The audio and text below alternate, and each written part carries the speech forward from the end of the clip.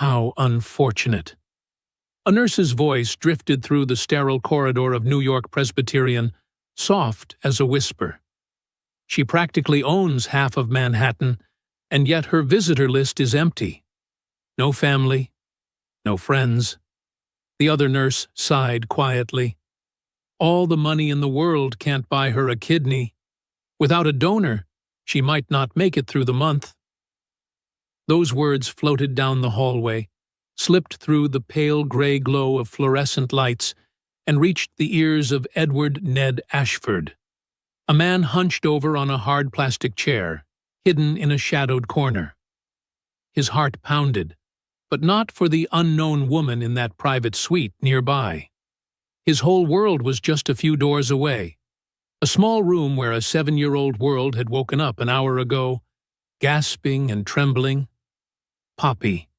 He could still hear the sharp, high-pitched wheeze of every breath, still see those wide, terrified blue eyes as she fought for air. He had scooped her into his arms, his heart lodged in his throat, and sped through the streets of Queens faster than he ever had before, streetlights blurring into streaks of white and amber through a veil of tears. Now, Poppy lay in the examination room, attached to a nebulizer, while he sat outside, waiting, counting the frozen silences between her ragged breaths and the doctor's coming verdict. If you find yourself holding your breath alongside Ned and Poppy, hit subscribe and turn on the bell so you won't miss what comes next. We're about to reach the moment that changes everything. When a struggling single father begins to wonder, what could drive a man to offer a piece of his own body to save a total stranger? 3 days earlier, morning light filtered through the curtains of a small apartment in Sunnyside. Ned stood by the stove, carefully cutting the crusts off a sandwich. Poppy wouldn't eat them, and he'd learned that after countless half-eaten lunches. From the table came the faint scratch of a pencil on paper. He glanced over his shoulder. Poppy, her blonde hair a tousled mess, sat in purple pajamas covered with stars, mumbling to herself as she colored in her sketchbook. A field of daisies, as always. "What are you drawing, sweetheart?" Poppy looked up, grinning, the gap where her front tooth used to be shining through. "Mom, Daddy, Mom loves daisies, right?" Ned felt his chest tighten. He set the knife down, wiped his hands on the dish towel, and knelt beside her, eye to eye. "Yes, honey." Mom loved daisies. He gently touched the drawing, simple white flowers drawn with wax crayons, but to him they were the whole world. "You're drawing them to make Mom happy?" Poppy nodded solemnly.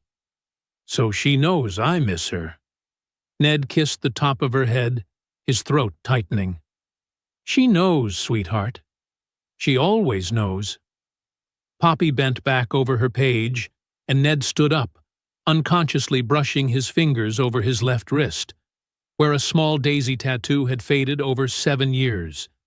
He and Eleanor had gotten it one impulsive autumn afternoon before Poppy was born. Before the illness came, before everything changed. "Daddy, why are you sad?" "It's nothing, sweetheart. I'm just thinking about Mom. Mom's in heaven, right?" "Yes, love." "And she can see me?" "Always. She's always watching you, and she loves you very much." Poppy smiled, returning to her daisies. Ned turned back to the kitchen, finished the sandwich, and packed it neatly into a pink lunchbox covered with daisy stickers. Routine. The small daily rituals that kept him from thinking too much. But today felt different. There was something heavy in the air, an unspoken weight he couldn't name. He closed the lunchbox, set it beside Poppy's water bottle, and glanced toward the table. Her daisy field nearly filled the page, the round sun beaming over a pale yellow sky. In the corner, Poppy had written carefully in pencil, "For Mom, Poppy." Ned drew in a long breath. The smell of toasted bread, wax crayons, and morning air in the small apartment blended together, achingly familiar. He told himself everything was fine. Just finish the little tasks ahead. Tuck the lunchbox into her backpack. Check the inhaler, jacket, keys, everything in place. Only when his hand touched the doorknob did that uneasy feeling, light as a drifting wind, brush the back of his neck. Something about today would be different, though he didn't know why. But one thing he was sure of. Whatever came, he and Poppy would face it together, same time. 1 Vanderbilt, Manhattan. 40 floors above ground, Victoria Pembroke stood before the glass wall of her corner office, gazing at the city sprawling beneath her like a tapestry of light. She owned this building, and 12 others within sight. Yet at this moment, the only thing occupying her mind was the phone that had just vibrated on her desk. She picked it up. Dr. Amelia Reed's voice came through, calm, but with a hard edge beneath the final consonants. "Victoria, we need to talk about your latest test results." She had expected it. Her body had been warning her all week. Unexplained fatigue, the dull ache along her lower back, the heaviness in her calves, the swelling around her ankles that no pair of designer heels could hide. "How bad is it?" "Your creatinine levels have hit a critical mark. Both kidneys are failing. You need dialysis immediately and, Victoria, you'll need a transplant." Victoria closed her eyes. 52 years old. From a tiny office in Brooklyn, she had built Hudson Quant Systems into a $12 billion fintech empire. 30 years of relentless work. No pauses, no boundaries. And now, her body was betraying her. "I'll find a donor," she said, her voice still measured, perfectly controlled. "Money isn't the issue." "Victoria, the waiting list is long, and with your blood type—" "I don't wait in lines, Dr. Reed. I'll find a way." A brief silence hummed at the other end. Then the doctor spoke again, her tone softer. "I understand, but you need to start dialysis now. This can't wait." When the call ended, Victoria remained motionless before the glass. Outside, the city pulsed with motion, millions of lives rushing forward in their small, relentless rhythms. And she, the woman who could buy almost anything, couldn't buy the one thing she needed most. She looked down at her hands. Hands that had signed hundreds of contracts, shaken thousands of hands, built an empire from nothing. They were trembling. For the first time in 30 years, Victoria Pembroke felt fear.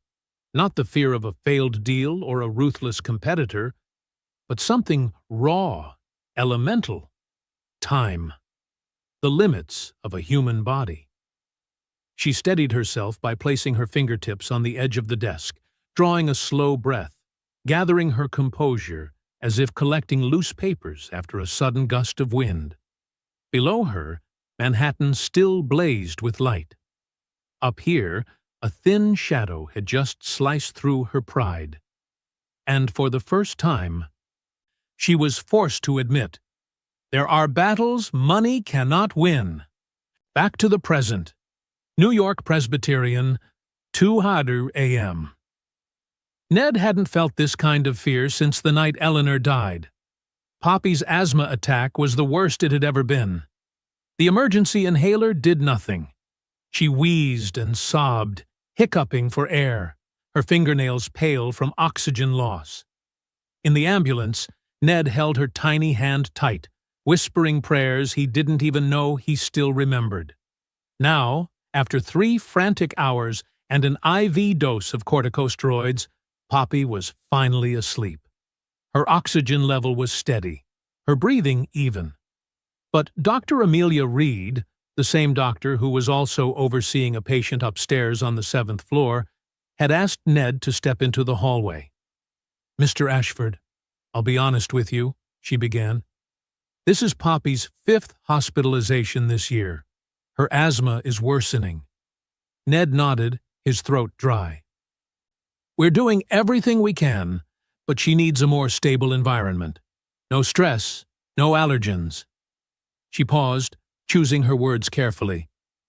And the medication costs? How are you managing them? Ned hesitated. I'm managing. But they both knew the truth. Poppy's maintenance medication cost $300 a month, even after insurance. His night shift janitorial job brought in $2,200. Rent was $1,100. Then food, utilities, school supplies. Nothing left. There never was. I just want you to know, Dr. Reed said gently, there are assistance programs available. And if you ever need— I'm fine, he cut in, too quickly. Thank you. But I can handle it. She nodded, her eyes firm yet kind. No argument, no judgment. When she left, Ned sank back into the chair, resting his head against the wall. The fluorescent lights buzzed. Buzz, buzz. A sharp, grating sound. Somewhere nearby, a monitor beeped steadily, like an invisible clock ticking away. Then came the soft voices of 2 nurses passing by. Such a shame. She owns half of Manhattan, and no one comes to visit. Ned looked up, watching the 2 blue scrubs fade into the far end of the corridor.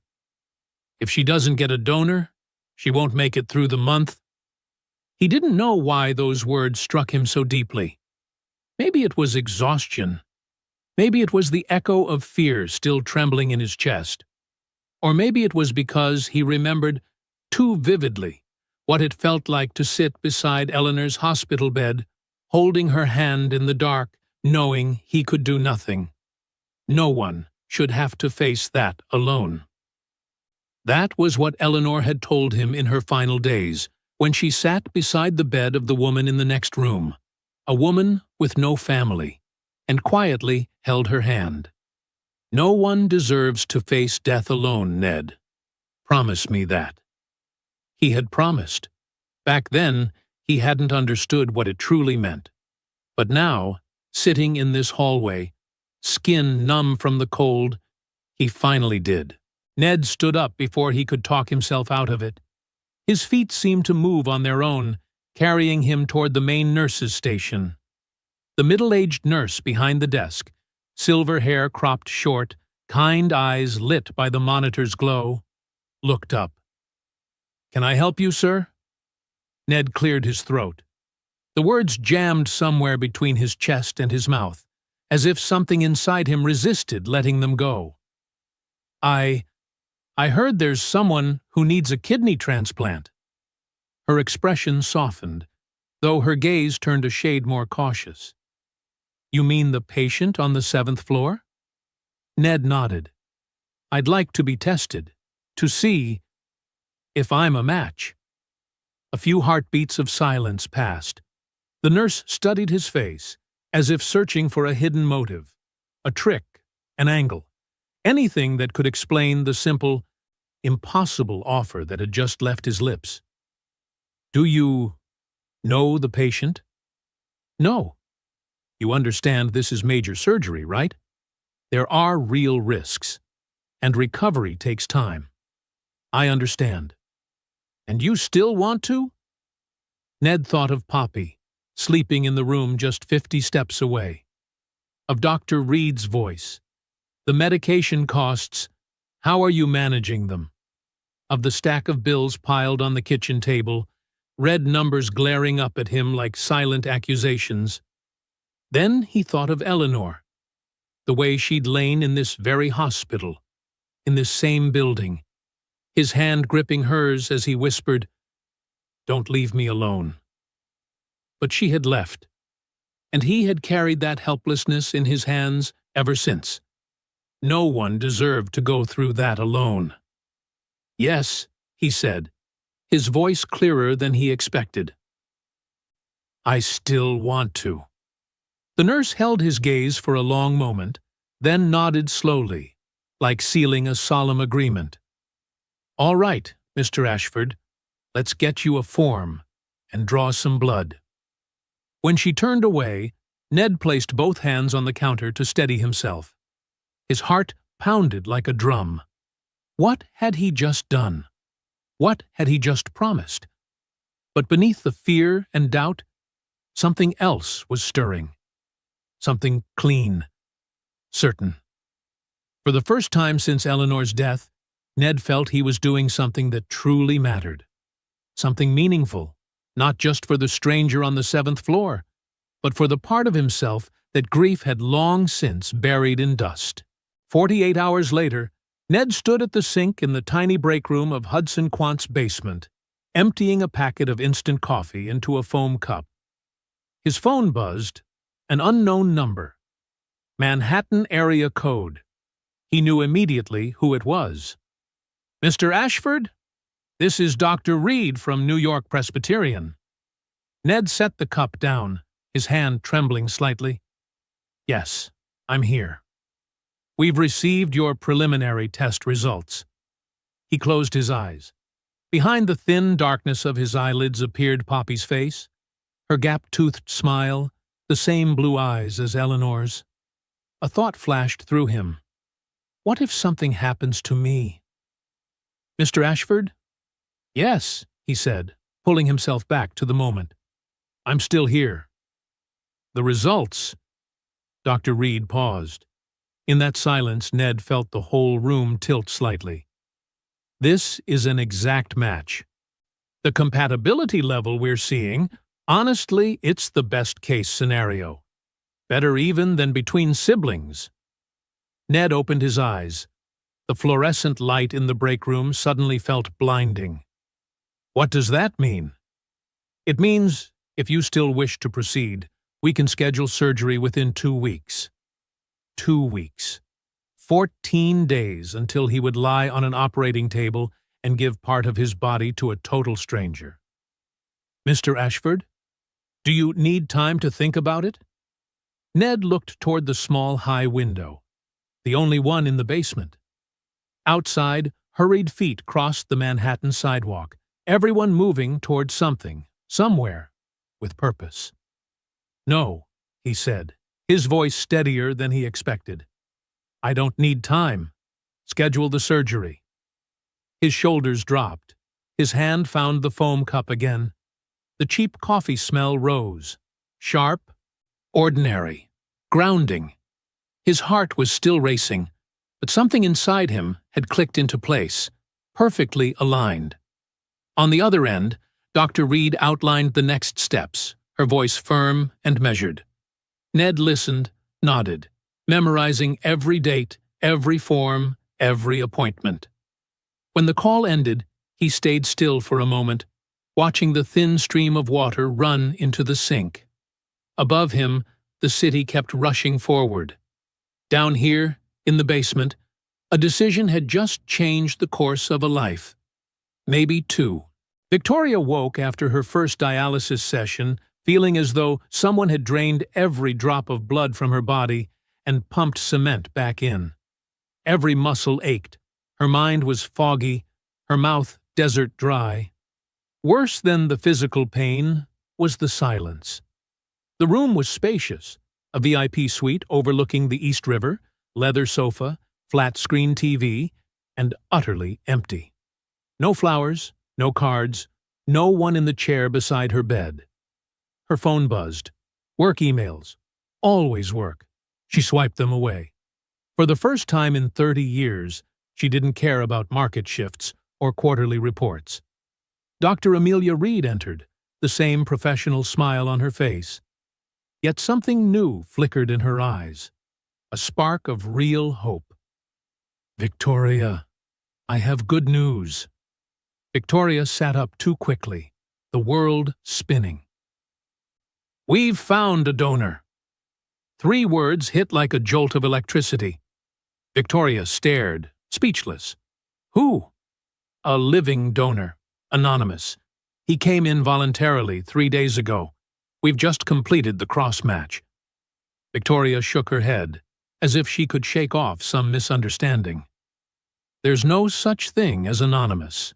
Everyone wants something: money, a favor, a spotlight. What's he asking for? Dr. Reed pulled a chair closer. Nothing. He's asked for absolutely nothing. He doesn't even want you to know his name. His only condition is that the donation remains completely anonymous. Ridiculous. I know it sounds impossible, the doctor said softly. But there are people like that, Victoria. People who give simply because it's the right thing to do. Victoria turned toward the window. Outside, the setting sun stained the river a molten gold. Her city, her empire, all built on one unshakable principle. Everything has a price. Every transaction has two sides. And now, someone had just broken that rule. Someone was offering her the greatest gift of all, life, without asking for anything in return. She felt something crack inside her chest. Not pain, but the slow thawing of a hardness that had lived there for too long. A tear slid down her cheek. For the first time in 30 years, Victoria Pembroke, the woman who had never once cried in a boardroom, wept. She brushed the tear with the back of her hand, startled, as if meeting a stranger version of herself. Somewhere far from spreadsheets and market graphs, there existed a world that ran on rules money could never buy. And here, in this quiet room overlooking the East River, she had to face a truth she'd long refused to see. There are debts that cannot be paid with contracts, only answered by learning how to receive and to be grateful. 5:47 a.m. Ned lay on the hospital gurney, clothed in a thin blue gown, eyes fixed on the ceiling. Mrs. Gable, the kind neighbor watching Poppy, had called him 10 minutes ago. His daughter's sleepy, gentle voice came through the phone. "Love you, Daddy. Love you more." Their little game. It was always more. But this time, Ned wasn't sure it was true anymore. A nurse appeared beside him, smiling warmly. "Ready, Mr. Ashford?" No, but he nodded anyway. They began to wheel him down the corridor. The ceiling slid past above him. White panels, fluorescent lights, more lights. Ned counted each one, holding on to the rhythm like a lifeline. Anything to keep from thinking about Poppy waking up and finding him gone. Anything to keep from thinking about the possibility he might never wake up again. 3 floors above Victoria lay on her own gurney, staring up at the ceiling too. Her room was larger, more luxurious, but the feeling of smallness was the same. Dr. Reed held her hand. "We'll take good care of you." Victoria nodded. Her mouth was so dry she couldn't form words. She thought of the anonymous man somewhere in this hospital, lying on another table, looking at the same ceiling, about to give her a piece of his own body. Who was he, she wondered. Why? Did he have a family? Was someone holding his hand? But she didn't ask. That was the rule. Anonymity. They would remain strangers forever. Operating rooms 3 and 5, 6:15 a.m. The anesthesia flowed through Ned's veins like a cold wave.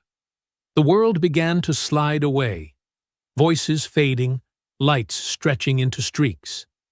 The last thing he thought of was Eleanor. They were standing in a field of daisies the summer they first met. Sunlight caught in her golden hair, her smile radiant. "You're doing the right thing," she whispered. "I'm proud of you, Ned." Then, darkness. 2 surgeries side by side. In operating room 3, Dr. Reed's team carefully removed Ned's left kidney, a small, pink, bean-shaped organ, a biological miracle.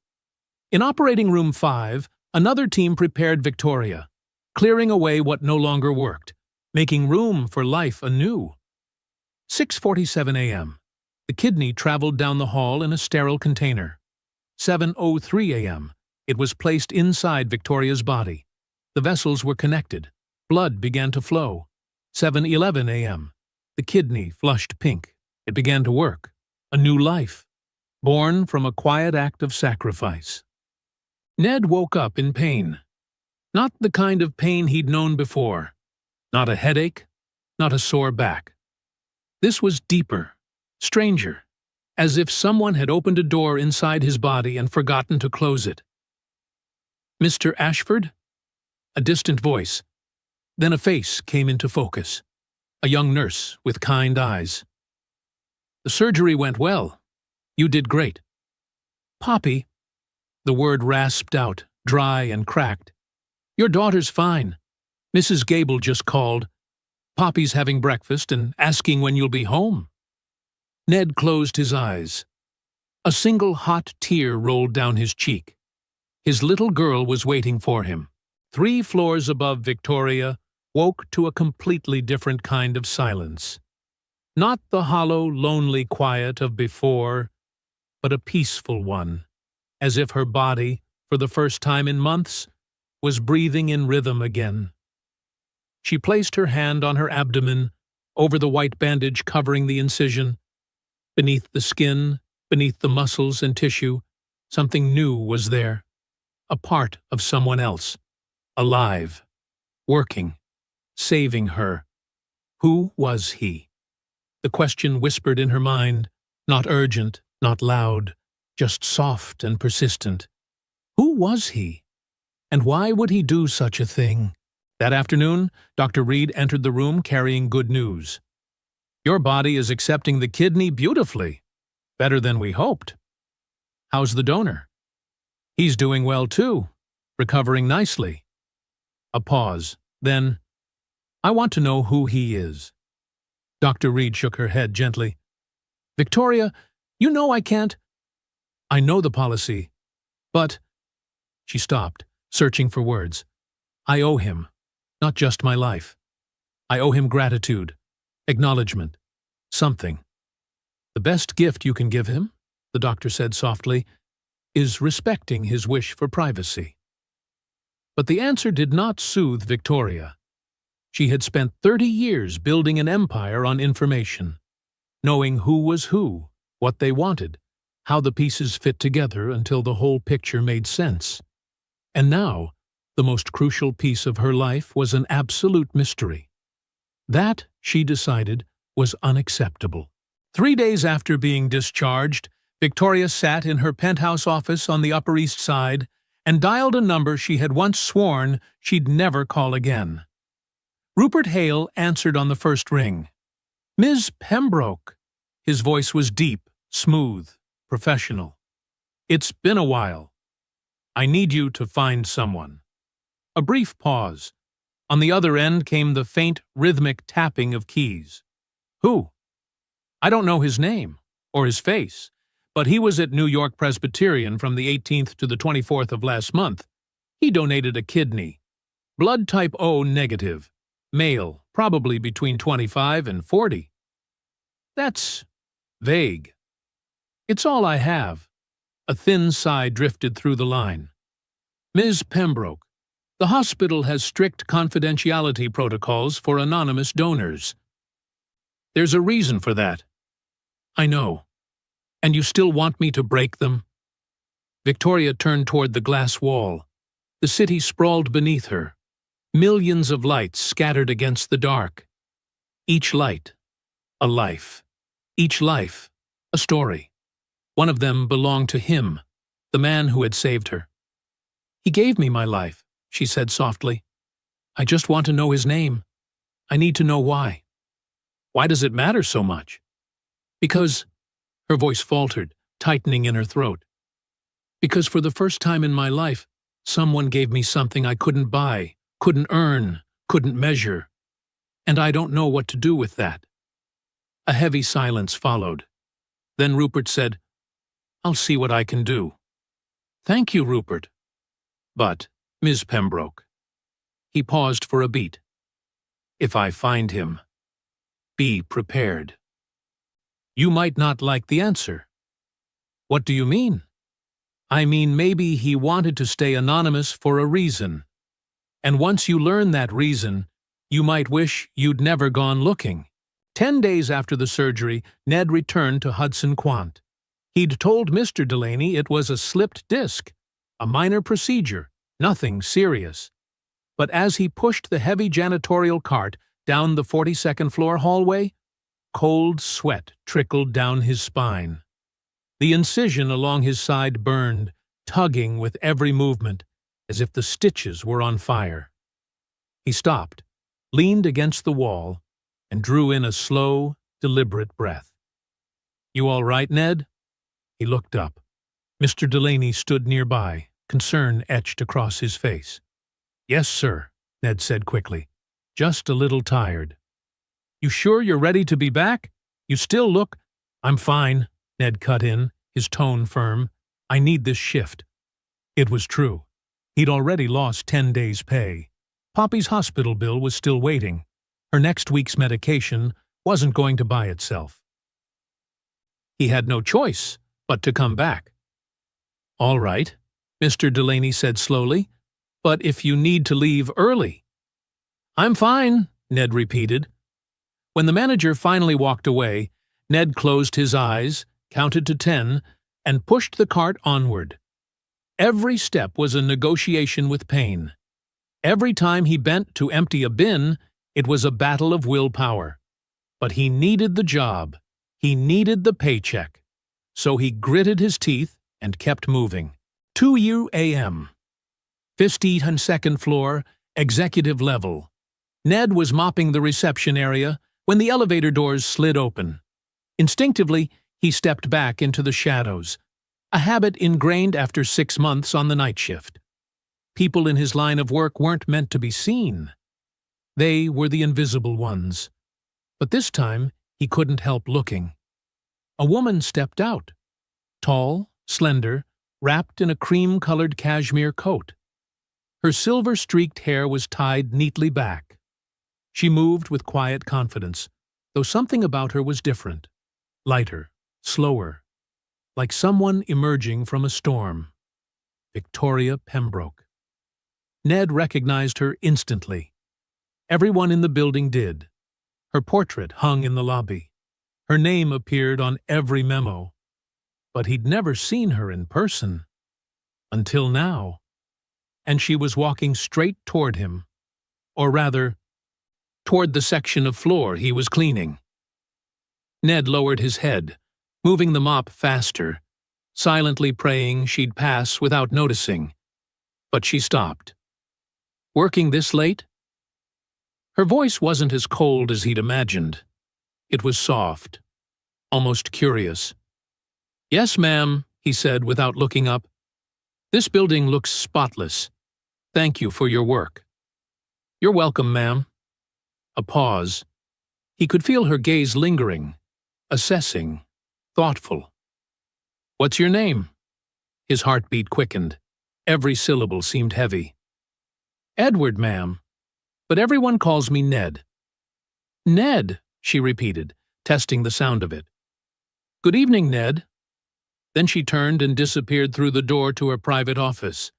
Ned stood frozen, heart still pounding. She'd spoken to him.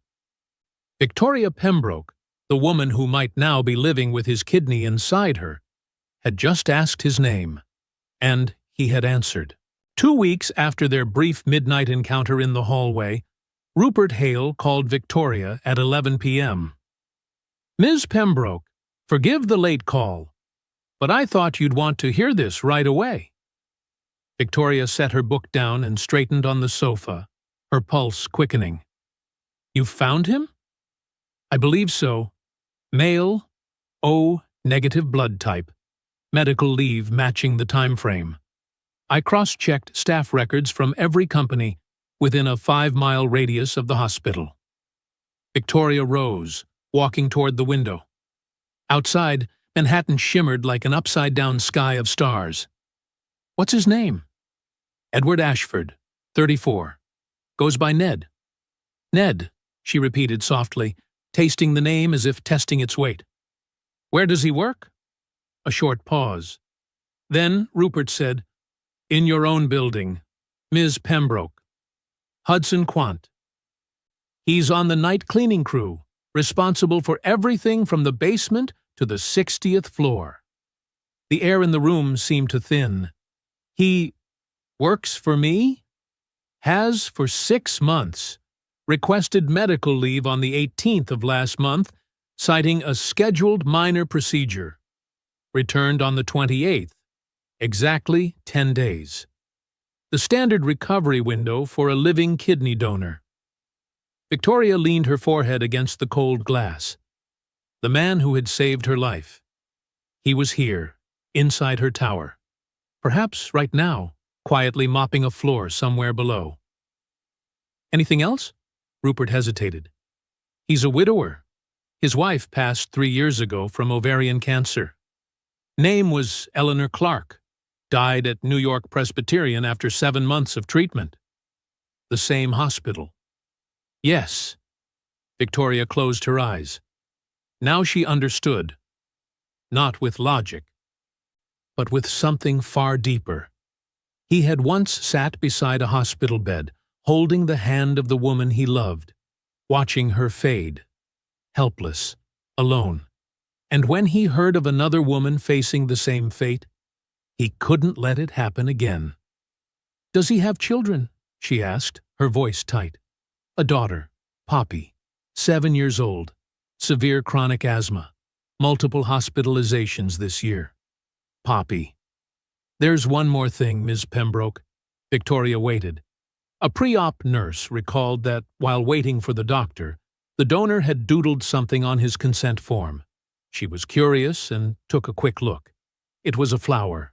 Simple, clumsy lines. What kind of flower? A daisy. Victoria opened her eyes. The city outside blurred through the sheen of her tears. Of course, she whispered. A daisy. That night, Victoria couldn't sleep. She sat before her laptop, searching for any public trace of Eleanor Clark. There wasn't much. Just a short obituary on a small Queens local paper. Eleanor Marie Clark Ashford, age 29, passed away on March 14th after a courageous battle with cancer.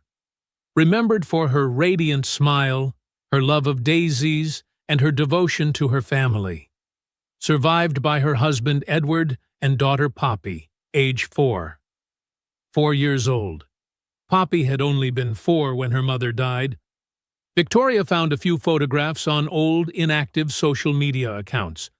Profiles Ned had likely abandoned long ago.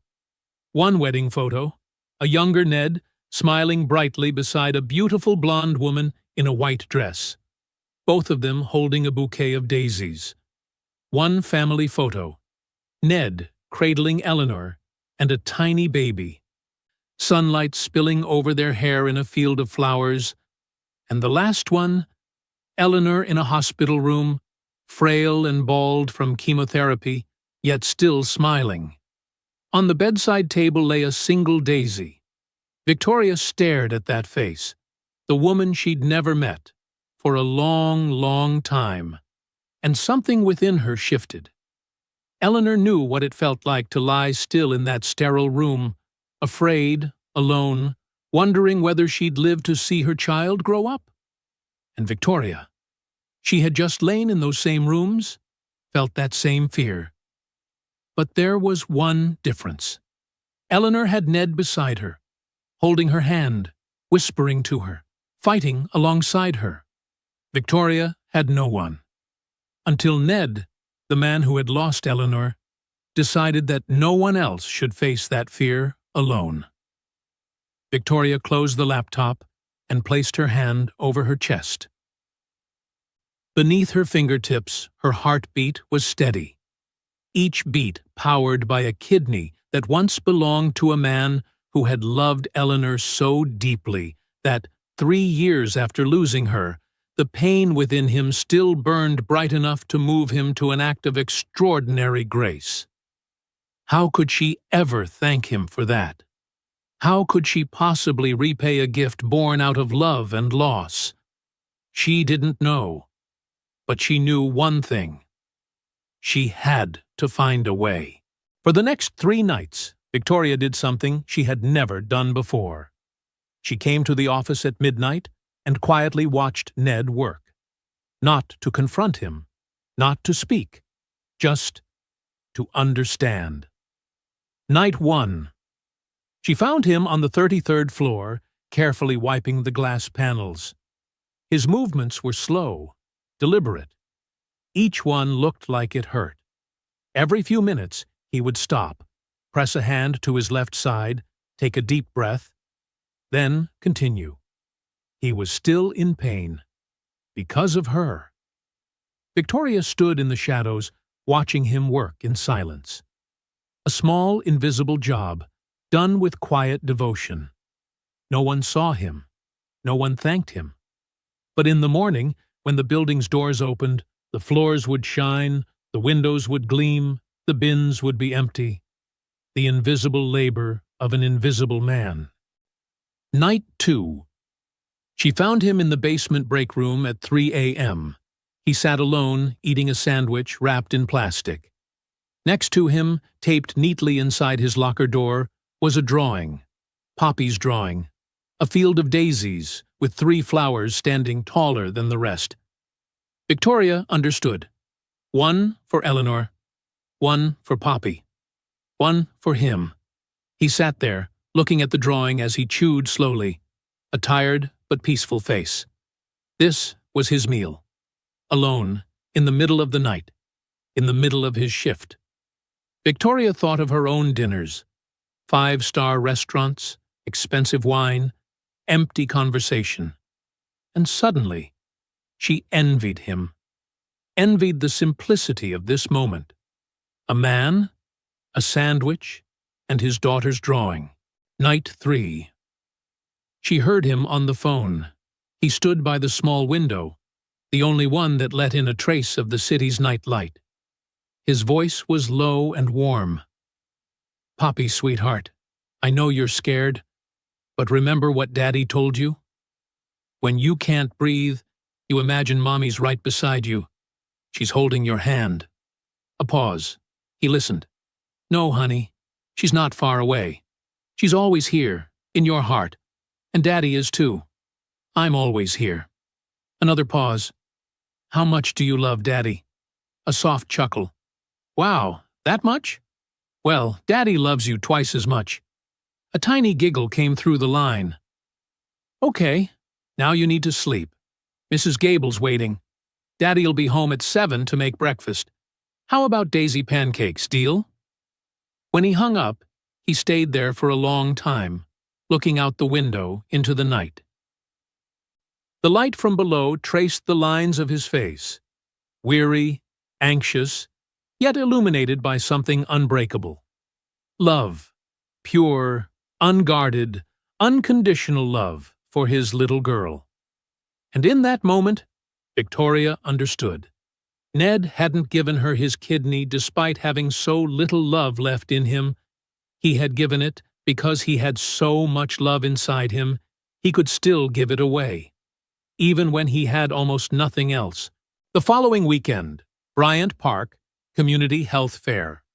Victoria hadn't planned to do anything more than watch from a distance. She arrived at Bryant Park in a wool coat and sunglasses, blending easily into the crowd.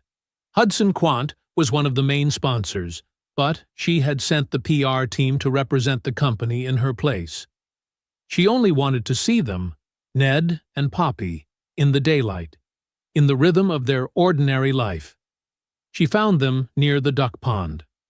Ned sat on a bench, wearing a faded flannel shirt and jeans. Poppy sat beside him, her blonde hair tied into 2 pigtails, a purple hoodie pulled up around her face. Between them sat a paper bag of popcorn they were sharing. They looked happy. Not the glossy, picture-perfect kind of happiness, but a quiet, simple one. A father and daughter, sharing a Saturday morning together. Victoria was about to leave. She'd seen enough. She had no right to intrude further. When Poppy began to cough. At first, It was just a dry, small cough. Then another.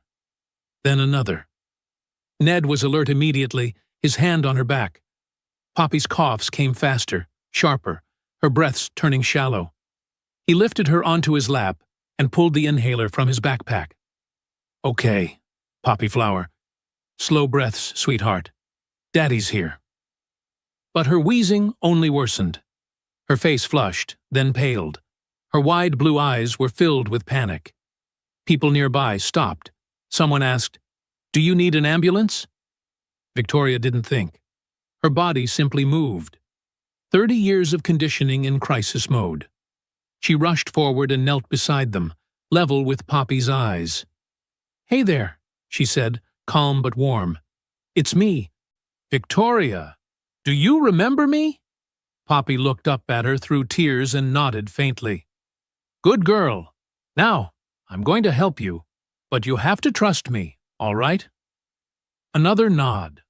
Victoria took the child's trembling hand and placed it against her own chest. "Feel that? I'm breathing. Try to breathe with me, okay?"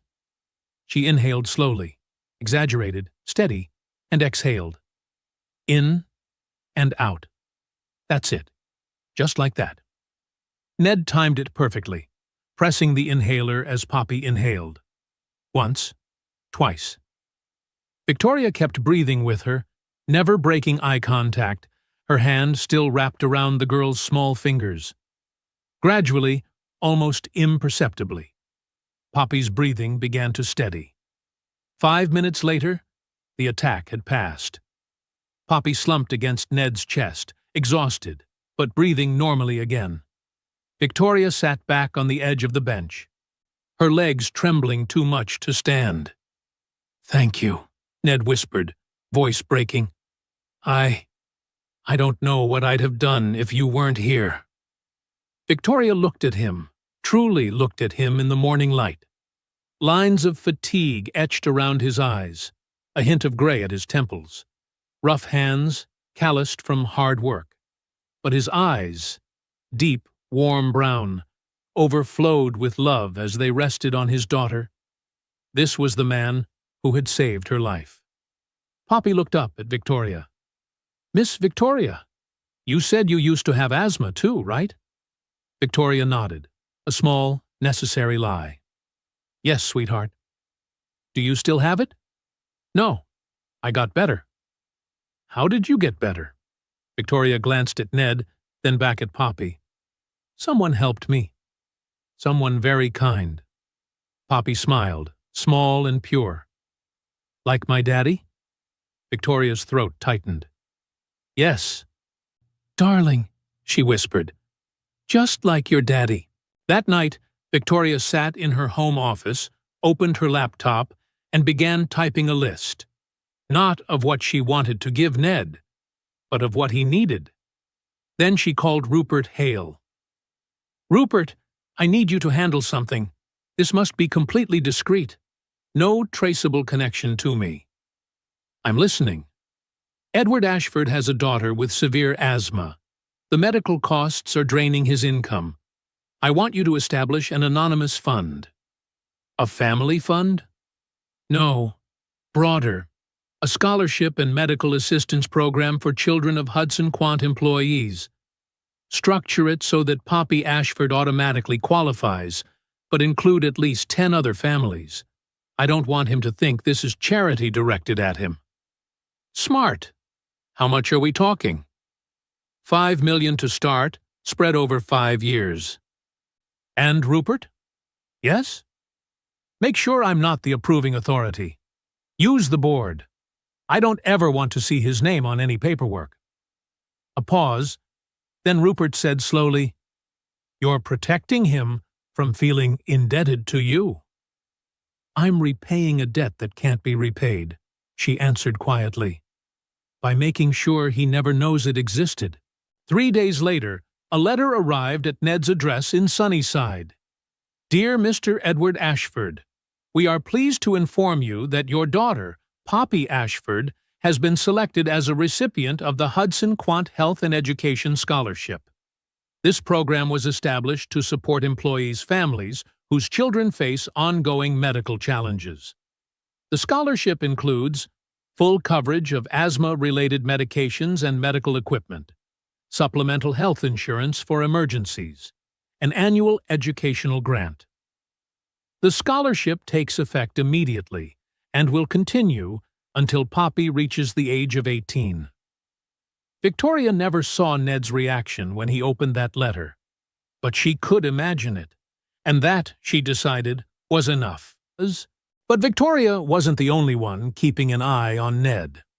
Quentin Drake, Executive Vice President of Hudson Quant, a polished, ambitious man with a cold smile, was watching too.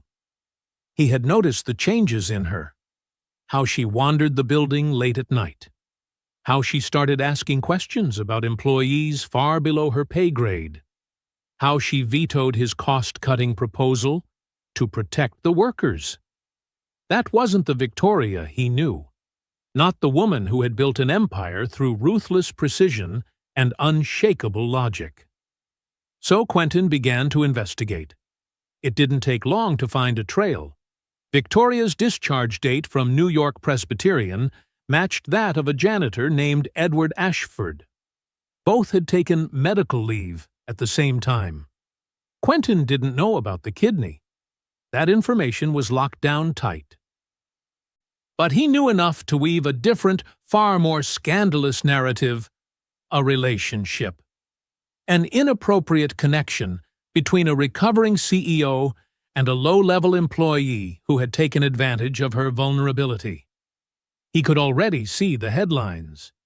So he called an emergency board meeting. Agenda: Evaluation of CEO Victoria Pembroke's leadership conduct. Quentin's office, the night before the meeting. Quentin sat behind his desk, reviewing his presentation one last time. Slide 1.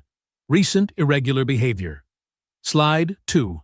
Unlogged meetings with lower-level staff. Slide 3. Suspiciously overlapping medical leave. Repeated rejection of sound business decisions. He didn't need to spell it out. Just hint. Let the board connect the dots themselves. Once Victoria fell, who would the board turn to? Quentin smiled, catching his reflection in the glass wall behind the city lights. The answer was obvious. Boardroom, 60th floor, 9 a.m. The moment Victoria stepped into the room, she knew something was wrong. 12 board members sat around the long table, faces grim and unreadable. At the head stood Quentin Drake, poised beside a glowing presentation screen. "Victoria," Quentin said smoothly, his tone polite but cold. "Thank you for joining us. Please, have a seat." She didn't. "What is this, Quentin?" "A necessary evaluation," he replied, pausing just long enough to sound measured. "We have concerns about your judgment in recent months." The screen flickered to life. Slide 1. Security footage. Timestamps. Victoria's late-night movements through the building. "You've been walking the halls between 2 and 3 a.m. at least 10 times this past month." "I couldn't sleep," she said evenly. "I walked to think." Slide 2. Employee file. Edward Ashford. "And you've had multiple conversations with a janitor." Edward Ashford.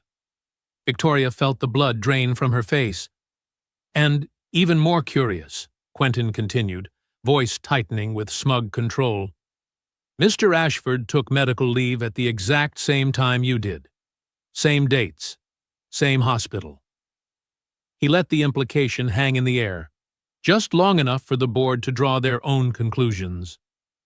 "I'm not suggesting anything improper," he said, feigning restraint. "But a CEO recovering from a medical crisis, emotionally fragile, vulnerable to influence." "Enough!" Victoria's voice cracked through the room like a whip.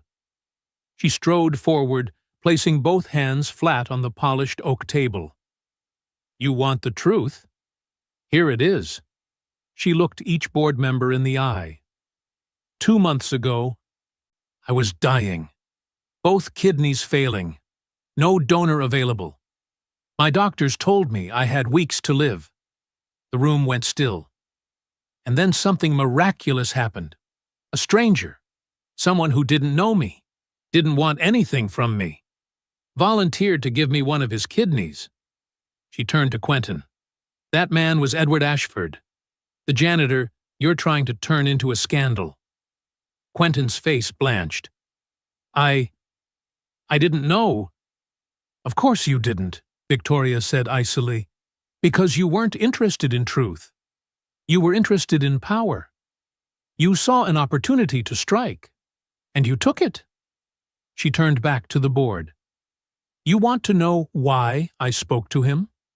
Because I owe him my life. You want to know why I've changed? Because nearly dying teaches you what truly matters. Silence rippled across the table. Then Marcus William, the eldest board member, cleared his throat. Victoria, we didn't know. We're sorry. No need for apologies, she said calmly. But if this board wants to remove me for learning how to be human, be my guest. The silence deepened, heavy, decisive. Then Marcus rose to his feet. I don't think we need a vote. This meeting is adjourned. He turned toward Quentin. And I think we do need to discuss your position, Mr. Drake. That afternoon, Victoria called Ned up to her office. He entered quietly, his eyes darting around. Uneasy.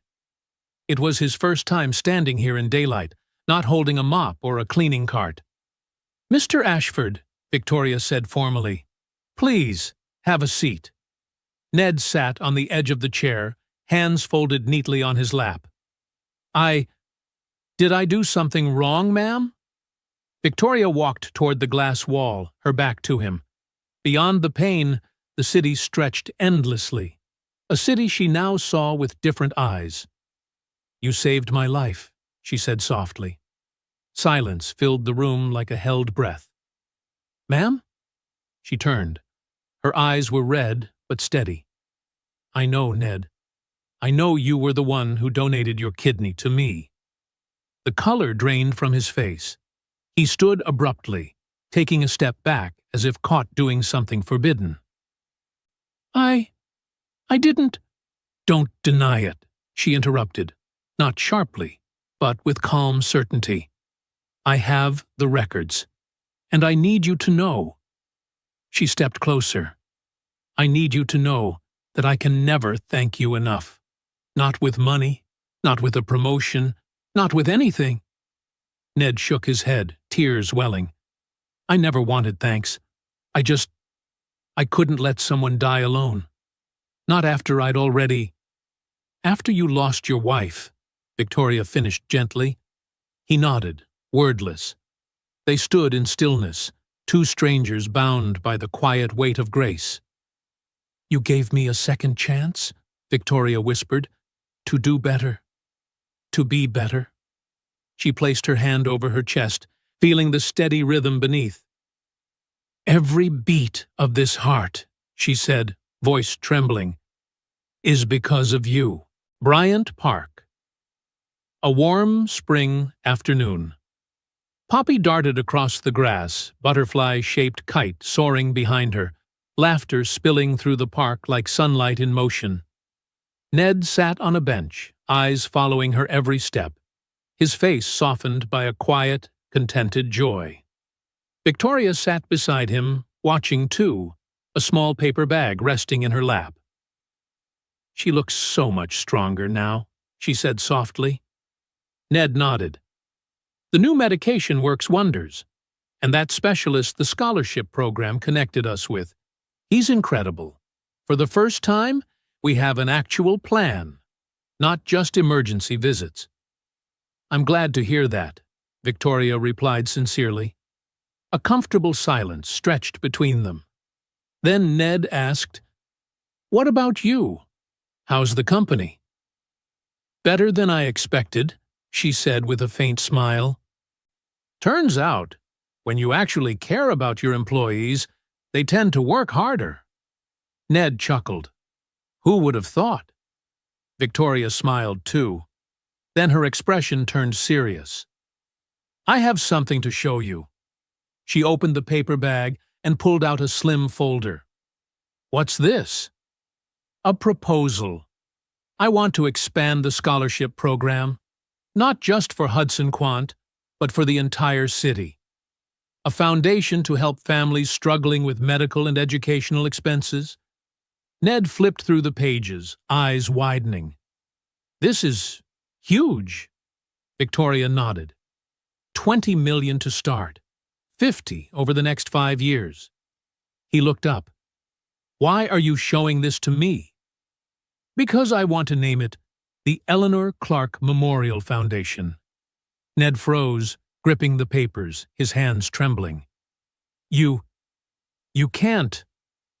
I can, Victoria said gently, stepping closer. And I want to. Eleanor taught you compassion. You taught it to me again. I want that story to continue. Ned stared down at the blurred lines of text as tears welled. She'd be so proud, he whispered. I think she already is, Victoria said softly. Just then, Poppy ran back toward them, her butterfly kite fluttering wildly behind. Daddy, Miss Victoria, I did it. It's flying. She stopped short when she saw the tears on Ned's face. Daddy, why are you crying? Are you sad?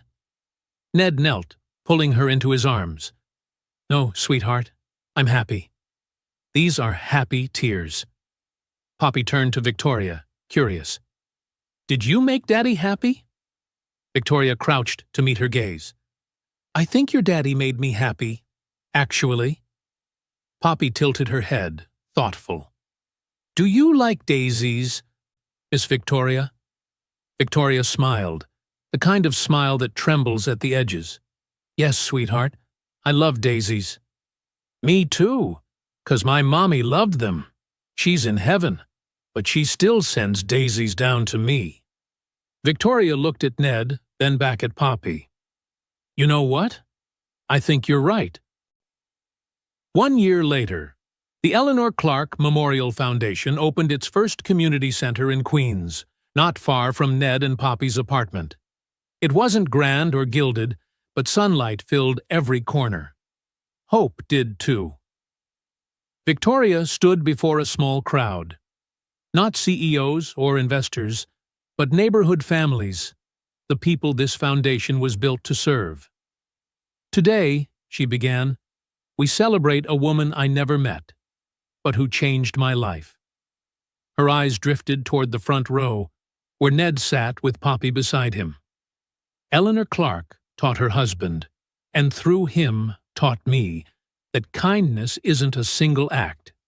It's a ripple, a gift given, touching one life, then another, and another.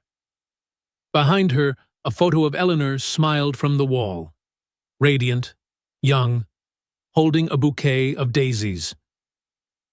This foundation exists because Eleanor taught a man how to love selflessly. That man saved my life, and now, together, we hope to save many more. Applause filled the room, warm and thunderous. Later, as the crowd thinned, Victoria stood alone in the lobby. Sunlight streamed through glass panels etched with daisy petals, scattering golden light across the floor. Ned joined her quietly. She'd love this, he said. I hope so, Victoria murmured.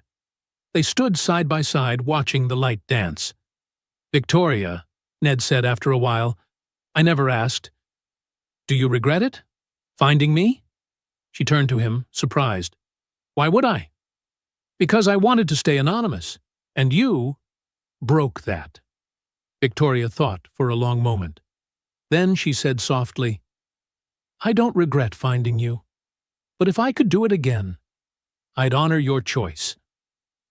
I'd let you remain anonymous, if that's truly what you wanted. Ned nodded slowly. I get that, but honestly, I'm glad you didn't. She blinked, startled. You're not angry with me? I was, at first, a little. But then I realized something. If I'd stayed anonymous, I'd never have known what that gift meant. I'd never have seen you standing here, alive, creating something beautiful. I'd never have seen how one small act could send ripples this far. He smiled.